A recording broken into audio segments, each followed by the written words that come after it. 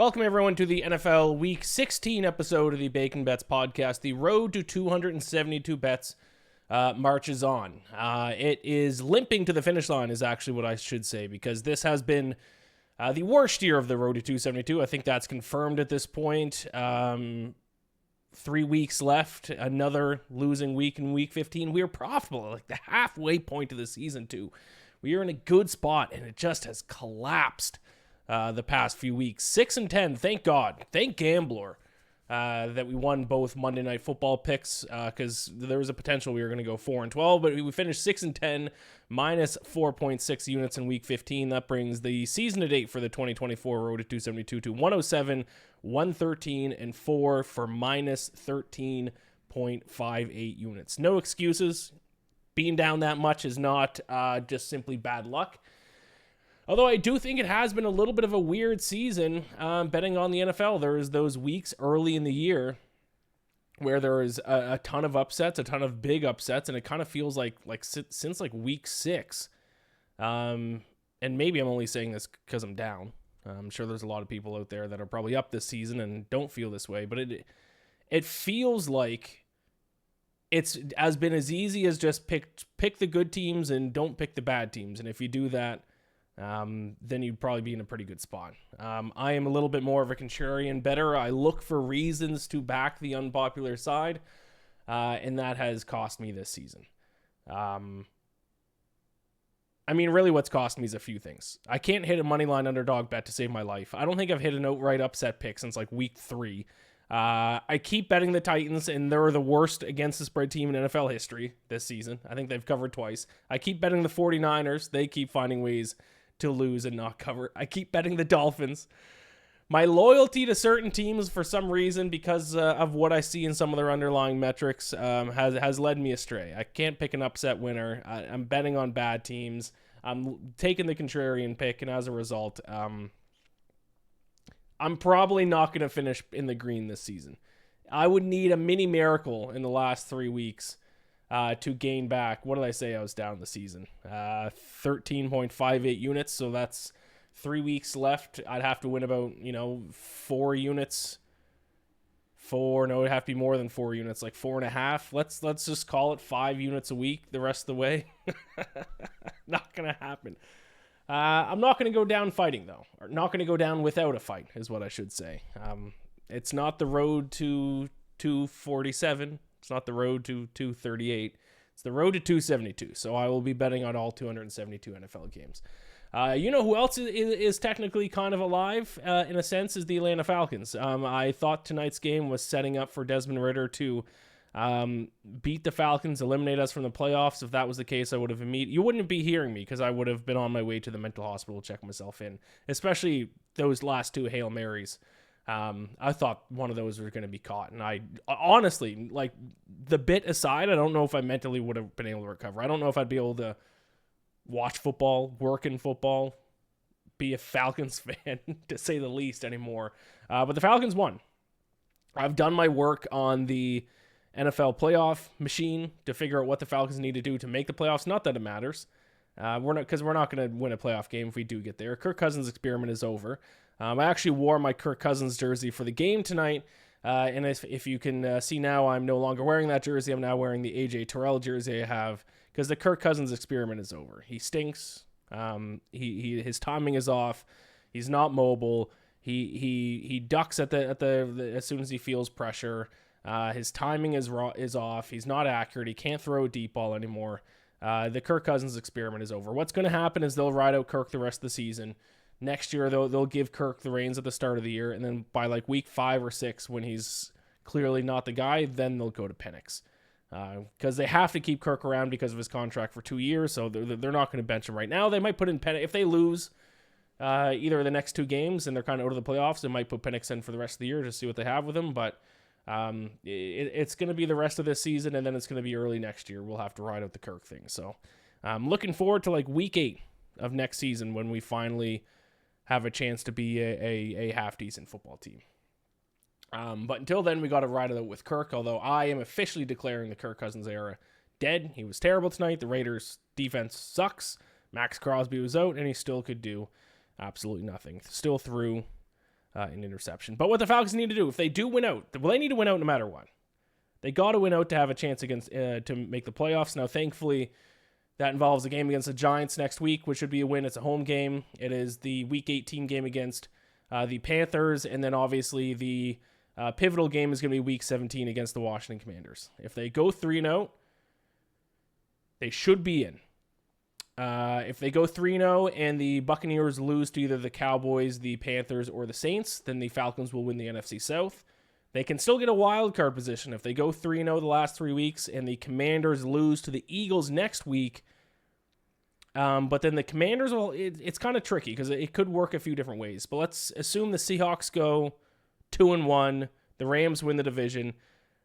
The Commanders will have to lose the next 2 games to the Eagles and the Cowboys, but then they'll have to beat the Eagles and the Falcons, but then they'll have to beat the Cowboys in Week 18, which would then give the Falcons, I think, a strength of schedule edge over the Seahawks if they're both 10-7 and put the Falcons in the playoffs. Regardless, if they win out, they have a pretty good shot of getting in the playoffs regardless, unless the Commanders upset the Eagles this week. If the Commanders upset the Eagles this week, we're in trouble. So, huge Eagles fan this week. I got nothing else to talk about. My football team sucks. My bets suck. I am in the semifinals in 2 fantasy leagues, so that's nice. Other than that, I'm ready for the football season to end. I will be in New Orleans for Super Bowl week. I have found out, so that will be exciting. If you're going to be in New Orleans, hit me up. I've never been to New Orleans. I've never been to a Super Bowl week. I've never been to a Super Bowl. So this will be a first for me. I'm excited for that. Let me know if you're going to be in New Orleans for Super Bowl week. I'll be doing, I think, at least one episode of the Road to 272 from New Orleans, so that's exciting. But other than that, I'm going down swinging with the Road to 272 this year. Let's see if we can win back some money. Let's be down single digits instead of double digits. It is the NFL Week 16 episode of the Bacon Bets podcast. The Road to 272 marches on. Let's go. I'm not a state. I'm a monster. No, Lisa. The only monster here is the gambling monster that has enslaved your mother. I call him Gamblor, and it's time to snatch your mother from his neon claws. All right, let's start with Thursday Night Football, AFC West game that actually has a lot of playoff implications. If you're a Bengals fan, you're probably going to be cheering for the Chargers in this one. You need one of the 2 teams to go 0-3 for you to have a legitimate shot to make the playoffs early if you're a Bengals, Colts, or Dolphins fan. But the Broncos have a much more difficult end of their schedule as opposed to the Chargers. So anyone in the AFC on the outside looking in for the playoffs, you kind of need the Chargers to win because then the Broncos close with the Chiefs in Week 18, and who is it? Week 17. It is in probably 2 games are going to be underdogs in. No, it's the Bengals. That's right. That's why specifically if you're the Bengals, because then if you win that game, then you'd have the tiebreaker on the Broncos. In terms of a bet, I'm going to back the same team. Listen, there's been some teams that have let me down a lot this season, betting on them a lot. The Titans, the 49ers, the Dolphins, to name a few. One team that has not let me down by betting on them a lot is the Denver Broncos. I was high on the Broncos. I should say higher than most people heading into the season. I was proven right about that. Bo Nix has looked pretty good. This defense has been fantastic, and I'm going to ride with them once again, +3, -110 against the Chargers on Thursday Night Football. I think the Chargers are in a little bit of an implosion here. I think they've probably done enough to make the playoffs because they have the Patriots and the Raiders the last 2 weeks, so even if they lose this game, they should be able to win those to sneak into the playoffs. But if I was a Chargers fan, I wouldn't be super confident about this team right now because the strength of this team for the first half of the season was run the football and play defense. J.K. Dobbins got hurt. Gus Edwards and Vidali have not.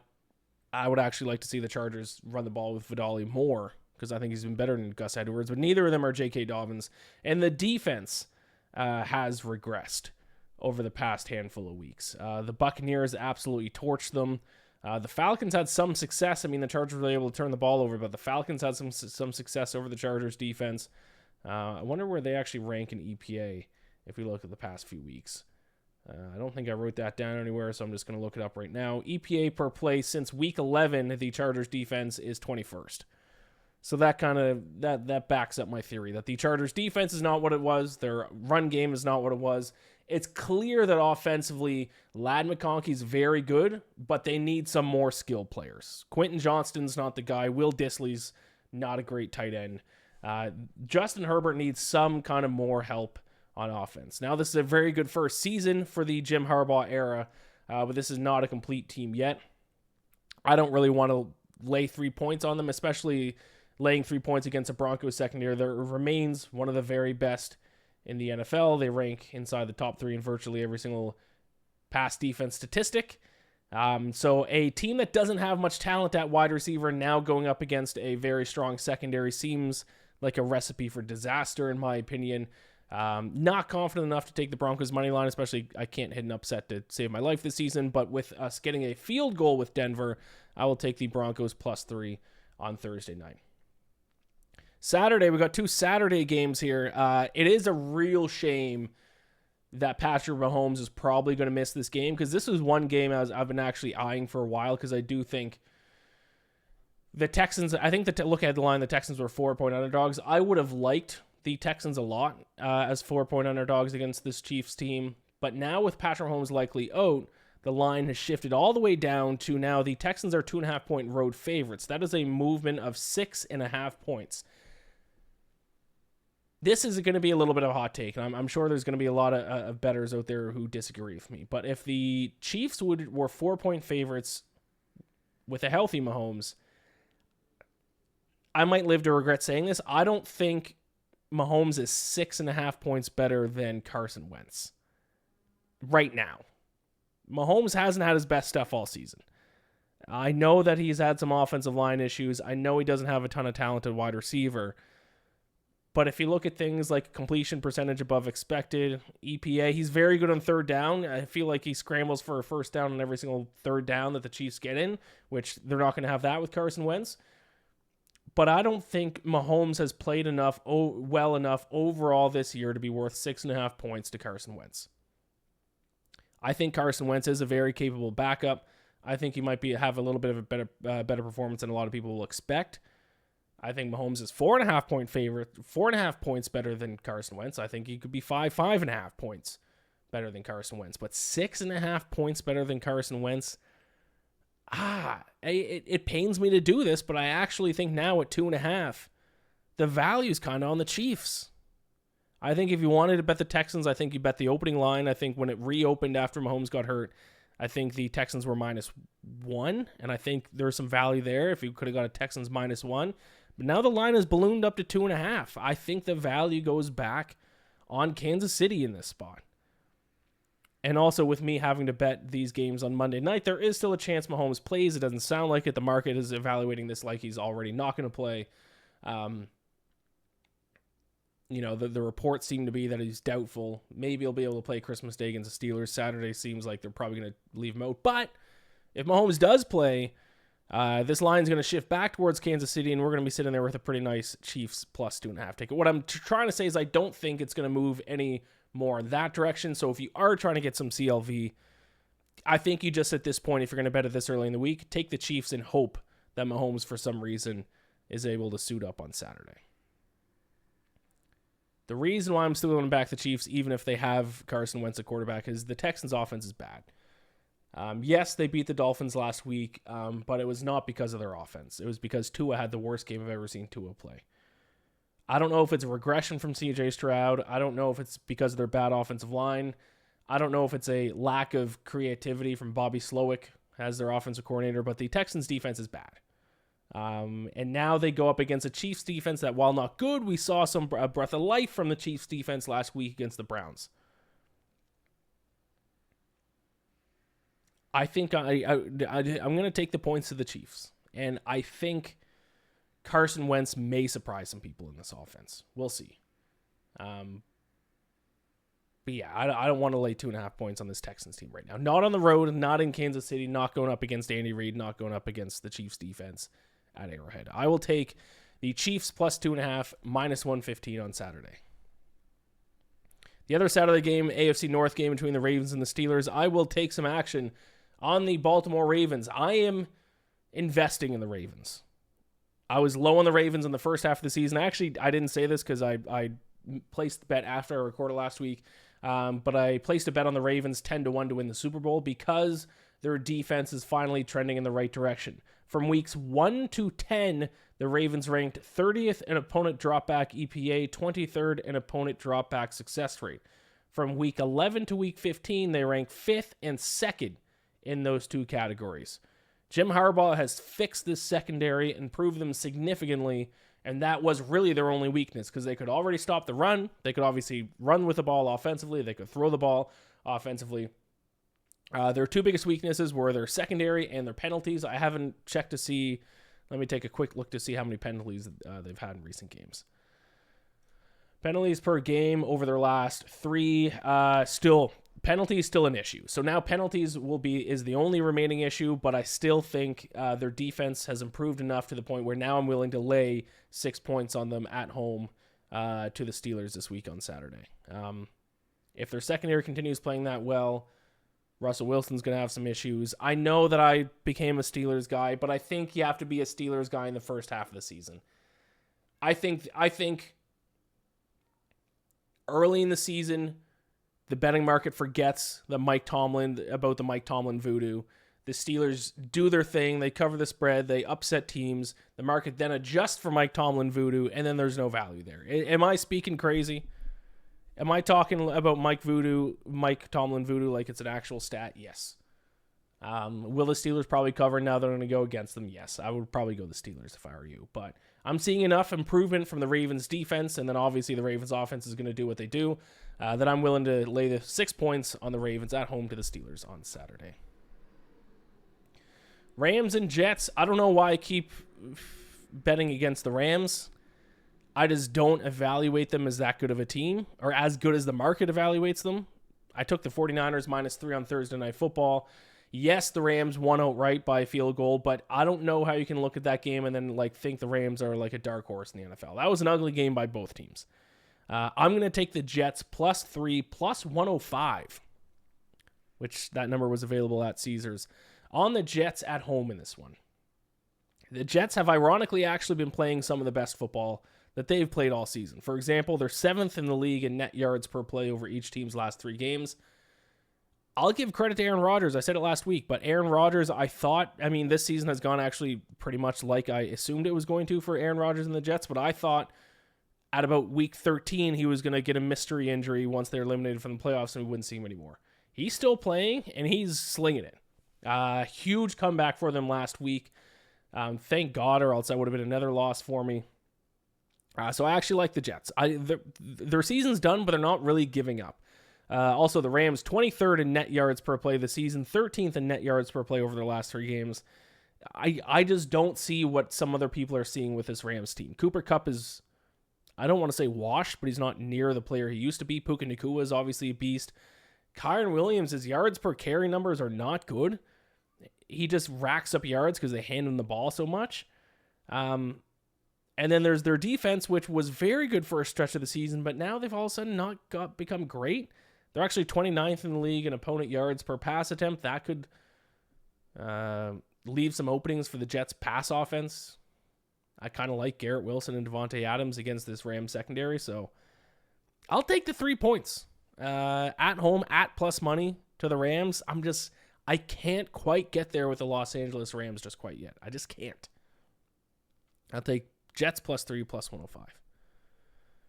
Eagles and Commanders, this is going to be the most public play of the week. But I actually think if you can get it at 3.5, I bet you it's going to close at a longer number than that. I still think there's value there. I'll take the Eagles -3.5, -102 to the Commanders. I'm out on the Commanders. I shouldn't have bet on them last week. The Cliff Kingsbury offense thing might be real. I don't know if it's Cliff Kingsbury offense. I don't know if it's Jaden Daniels might be banged up. I don't know if it's just teams learning how to play against a rookie quarterback that they weren't sure how to game plan against him early in the year. But the Commanders' offense is very clearly regressing. Their defense is fine, but not anything to write home about. I'm shocked they're 3.5-point underdogs to the Eagles, who the Eagles might be the best team in the NFL right now. with the amount of injuries the Lions have had, the Eagles might have just surpassed them as the best team in the NFL. The Bills, I don't think they are. The Bills, I mean, giving up 40 points in 2 straight games. The Eagles aren't giving up 40 points in a game. And just to go back to my point about the Commanders' offensive regression, they're a top 5 unit for the majority of the season. And now since week 11, so the past 5 games, they rank 13th in EPA per play, 10th in success rate. So they went from an elite offense to an above average, borderline good offense, but I don't think that's good enough to hang with the Eagles, especially considering how good the Eagles defense is, Eagles secondary is. Very good. These two teams played, 4 or 5 weeks ago. The Eagles won that game, but what's even more telling is that the Eagles gained 2 more yards per play than the Commanders did. I set this line at like Eagles 5, 4.5, 5. So I think as long as you can still get it at the 3.5 number, which I believe you still can as of right now, I think the value is on Philadelphia in this one. And this is going to be a very public play. Let's see. Yeah, 3.5. I mean, you can get a 3 at minus 115. BetMGM, 3 minus 115 at most places. I went 3.5 minus 102, which is FanDuel. Cardinals and Panthers. This is my only total bet of the week so far. I still got to handicap the 4 games involving the teams who played on Monday night, but I'm going to take the under 47.5 between the Cardinals and the Panthers. Of course, the week I finally buy in on the Panthers, they go back to being a terrible football team. With that being said, I don't really trust either offense in this game. I talked last week about Kyler Murray's numbers in December. His performance against a really bad Patriots defense last week didn't exactly give me confidence that trend is going to end. He has historically shown in December he plays his worst football of the year. All of his stats drop off dramatically: completion percentage, yards per attempt, turnovers, everything. So I don't trust the Cardinals offense. Marvin Harrison Jr. is quietly, I mean, he's been fine, but he's quietly been probably the most disappointing rookie in the NFL this season, offensively. And then Bryce Young is going up against a defense who, I mean, once again, I should have just stuck to my guts last week. Bryce Young better than what he was, but let's stop treating Bryce Young like he's all of a sudden a good quarterback in the NFL. He's not. And now he's going up against the Cardinals defense that has gotten better, 14th in opponent of the EPA since week 11. Not a game that I love. I mean, any game involving both the Cardinals and the Seahawks, I just don't have a feel for either of those teams. This one's Cardinals-Panthers. I will go under 47.5. I don't trust either offense. I kind of like the Cardinals defense. Under 47.5, Cardinals and Panthers. Titans and Colts.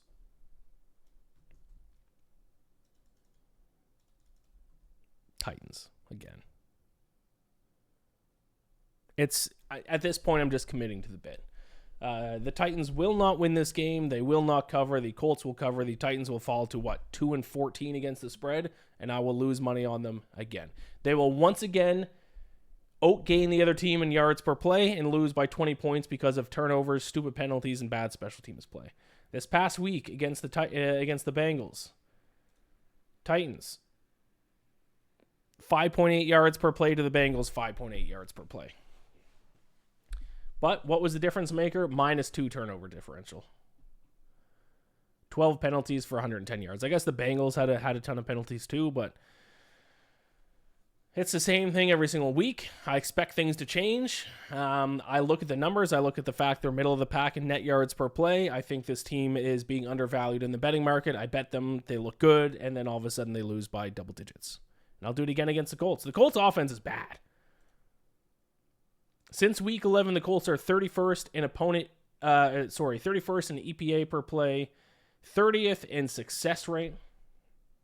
Anthony Richardson has been horrific. He had another bad game this past week against the Broncos. And the Titans secondary is not as good as the Broncos, but good enough that they're going to cause some issues for Anthony Richardson. I will take the points with Tennessee and lose that bet once again. Browns and Bengals. I'm going to take the touchdown with the Cleveland Browns. It has not been announced yet who's starting at quarterback, if it's Jameis Winston or Dorian Thompson-Robinson. I hope it's Jameis Winston. I think this will actually be a good number if we do get Jameis Winston. Because, yes, Jameis Winston is going to throw a ton of really stupid interceptions, but We know that if Winston's at least going to be able to throw the ball down the field, Dorian Thompson-Robinson will probably be similar amount of bad plays and turnovers, but without the good part. With that being said, I actually think Nick Chubb, and this kind of sucks to say from a human standpoint, but I think Nick Chubb getting hurt helps the Browns offense. Because Jerome Ford was averaging 1.9 more yards per carry this season than Nick Chubb, but because Nick Chubb is Nick Chubb, they continue to give Chubb the majority of the carries. Now with him out, they will be forced to give Jerome Ford the ball, and that's actually going to give a significant boost for the run defense, especially going up against the Bengals run defense. That is 30th in opponent rush EPA, 31st in opponent rush success rate. So I expect Jerome Ford to have a big game. I think the Browns can run the ball and keep this close, and I just don't really want to lay 7 points on the Bengals based on their defense, no matter who they play for the most part. So I'll take 7. At 7, I'll take it. If the line drops below 7, I would probably lean Bengals, but at 7, I'm going to hope they lean on the run game, hope Jerome Ford plays well, and I will take the Browns plus 7. All right, I'm going to handicap the other actually 4 games involving the teams who played on Monday night. I'll be back in a few moments because the road to 272 marches on. All right, let's keep things rolling. NFC North, Lions, Bears in Week 16. I'm going to take the touchdown worth of points with the Chicago Bears. I took the Bears and the points on Thanksgiving against the Lions. I will certainly do it now because, unfortunately, Lions fans, it's too many injuries at this point. I'm shocked the Lions are 7-point road favorites after the amount of injuries they just suffered this past week. Already, they were loaded with injuries. Hayden Hutchinson, Alex Anzalone, all those guys. And then last week, they lose David Montgomery, Khalil Dorsey, Carlton Davis, Alan McNeil, Trevor Nowitzki. Regardless, that is just a laundry list of injuries, especially on defense. I don't know how you overcome that. Not to say the Bears are going to win this game, but I don't know how you can cover a touchdown spread on the road against a divisional rival with this many injuries, especially defensively. I mean, we saw it come up last week. I mean, the Bills did what they wanted to the Lions defense. A team can only suffer so many injuries before they hit a tipping point, and I unfortunately think for the Lions, they've reached that tipping point. And also, the Bears, their season's obviously over, but I think a team this young, with this much to play for in terms of improving themselves for next year, they're not giving up on their season. They're still playing hard. They played hard tonight against the Vikings. Caleb Williams could actually have a huge game against this completely depleted Lions defense.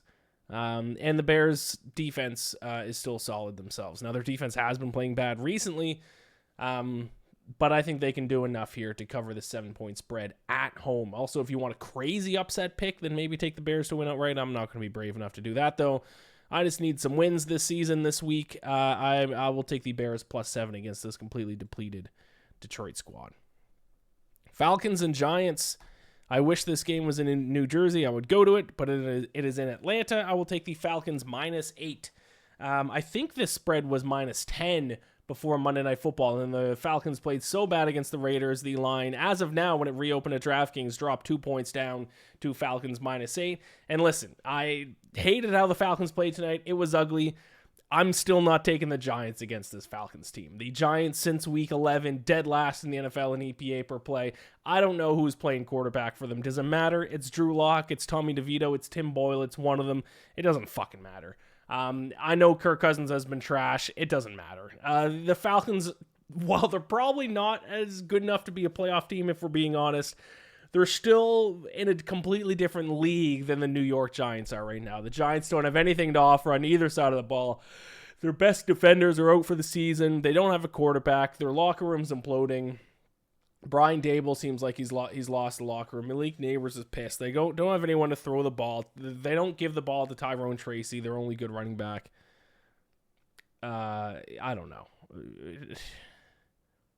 The majority of this season, like I said, just seems like just don't bet on really bad teams and just go ahead and bet on the better teams. So I'm just going to do that in this one. Falcons minus 8. All right, 49ers, Dolphins, 2 teams that have let me down a ton this season, 2 teams that I was very high on heading into this year, 2 teams that have been extremely disappointing. I will take the 49ers plus 105. Just like the Titans, I will continue to ride the 49ers despite the fact they continue to disappoint me. I will say this about the Dolphins, and I think this is why I'm going to back the 49ers. Well, number one, 49ers coming off a mini bye week. But I think I might be out on Mike McDaniel as a head coach. I think he can still be a very good offensive coordinator. I think, number one, he's too much of a player's coach. I don't think his players play hard for him. And number two, I'm actually not even into his offensive scheme this year. I don't know why. Is it because he doesn't trust his interior linemen? Is he just big braining things? Is he getting too fancy? Is he trying to utilize the team's speed too much? But they don't run the ball in between the tackles anymore. Instead of running the ball like a normal football team, they now like do these weird flat routes and swing routes and just try to throw the ball out to the wide part of the field and rely on their speed on kind of short dump off flat routes, and it's not working for them, but he continues to do it. And I should have saw it last week. I should have taken the Texans because the Texans play a tight man up, man coverage defense. That's the type of defense that can stop that type of offense. You know what is another type of defense that can stop that type of offense? A defense that's coached by Mike McDaniel's former mentor, Kyle Shanahan. So I think Kyle Shanahan's going to have a great game plan for this.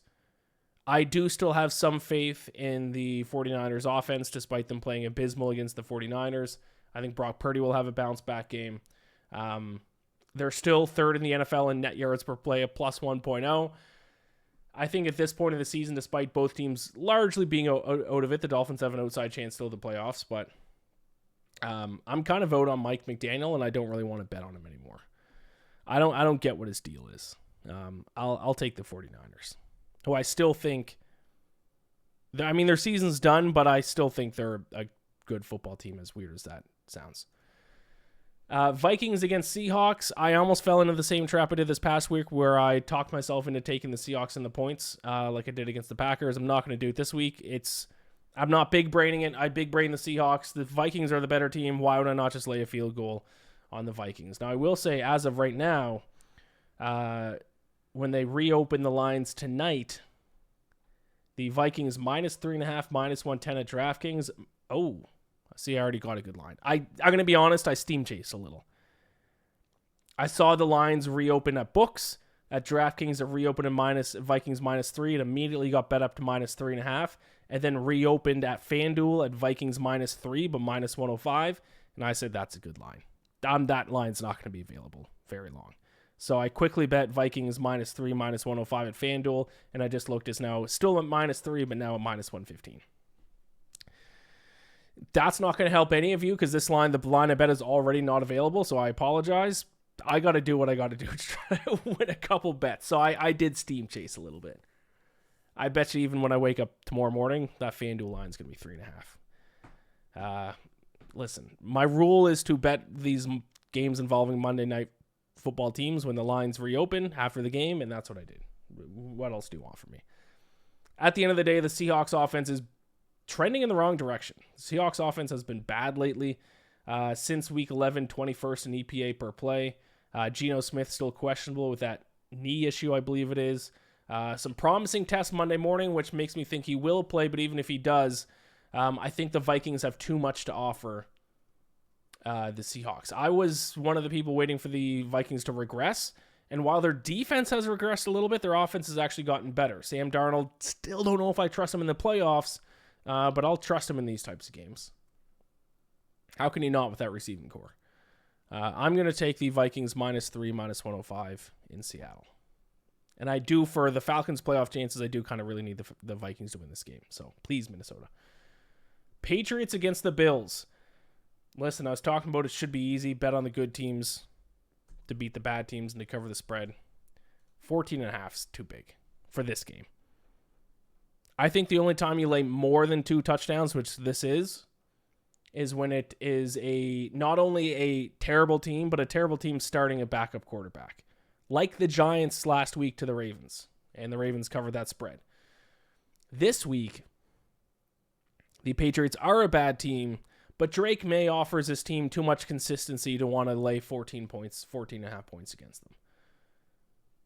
Patriots actually rank 18th in APA per play, 7th in success rate offensively since week 11. So their offense has actually been still pretty solid. Maybe not putting up as many points, but they're moving the ball down the field. They're also 11th in net yards per play over the last 3 games. This is not a team, when I see a team as larger than 2 touchdown underdog, and then I look at the metrics, the metrics, especially lately, don't to me look like a team that should be a 14.5 point underdog. Also, Buffalo, obviously, extremely good offensively. Josh Allen basically locked up MVP by trashing the Lions. But this is still a team that is defensively allowed more than 40 points in 2 straight weeks. A defense that is a little bit banged up. Casey Toohill, Taylor Rapp, DeMar Hamlin, Rasul Douglas, Matt Milano, Cole Bishop, all guys who got injury issues going on right now. You better be healthy defensively if you're going to cover a 2 touchdown spread. So I think this spread has gotten a little crazy. I will take the Patriots plus 14.5 in a divisional game in the AFC East showdown. 14.5 minus 115. Jaguars and Raiders. This line reopened after the Falcons-Raiders game as a pick'em. I didn't quite catch. Let me see if I can see what this line was before. Basically the same. I don't think there was much difference here.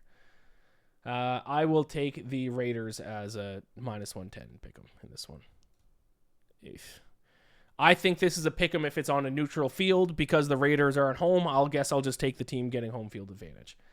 I don't know if I'm going to hope Aiden O'Connell's back at quarterback over Desmond Ridder. That's going to help this bet a little bit.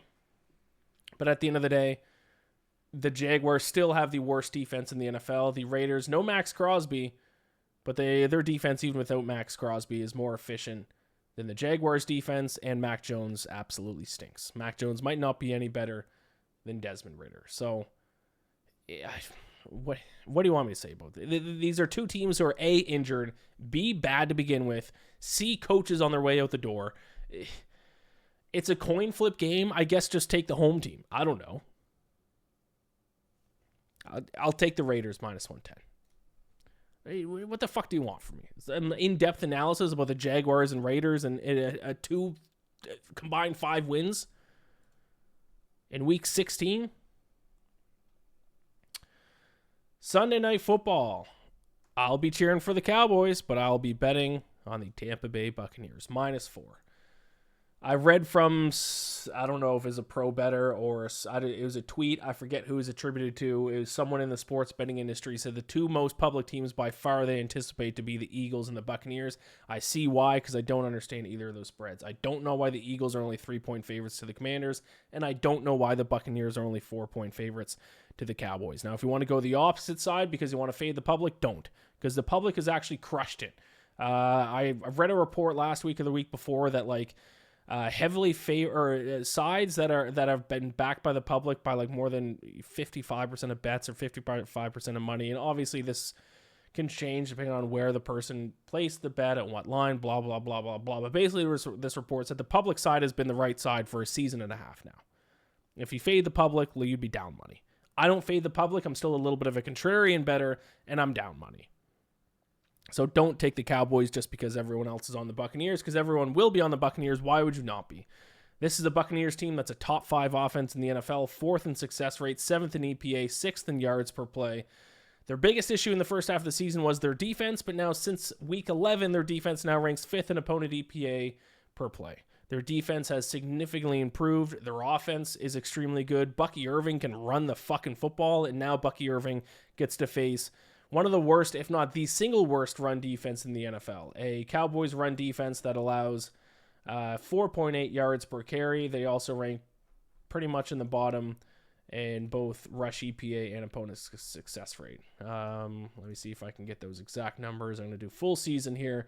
The Cowboys, 25th in opponent rush. No, that's total EPA. Dead last in opponent rush EPA. 26th in opponent rush success rate. Bucky Irving is going to have a big game. The only thing that's going to hold back the Buccaneers, especially against these bad teams in the final stretch, is if Baker Mayfield has a bad game, which is possible. When Baker Mayfield's bad, he's really bad. But if he doesn't have those performances, the Buccaneers are going to cruise to victory. I will take the minus 4 on Sunday Night Football against the Cowboys. Monday Night Football, the Saints and the Packers. Packers 13.5-point home favorites. What did I say earlier? 2 touchdown. Now this is half a point below a 2 touchdown spread, but still general same sentiment. I am only going to lay this many points if it is A, a bad team, and B, that bad team is starting a backup quarterback. Well, do the Saints not fall under that category? They are a bad team already, and they are starting a backup quarterback. I'm assuming they're going to go back to Spencer Rattler. And yes, Spencer Rattler did give them a spark, and it led them to covering against the Commanders and almost beating the Commanders. But number one, the Packers are much better than the Commanders. And number two, we've seen enough from Spencer Rattler to know he's not the guy. He's had some bad performances this season when he has started. I don't think we're going to see as good of a performance as we saw from him in the final quarter against the Commanders. Packers, by far the better team. Packers are actually trending in the right direction. Here's a stat for Spencer Rattler. Out of all the quarterbacks who played at least 100 snaps this season, there was 43 of them. Spencer Rattler ranks 41st in both adjusted EPA and EPA plus CPOE composite. Packers are moving up in net yards per play. They're now the number 2 team in net yards per play this season, at plus 1.1.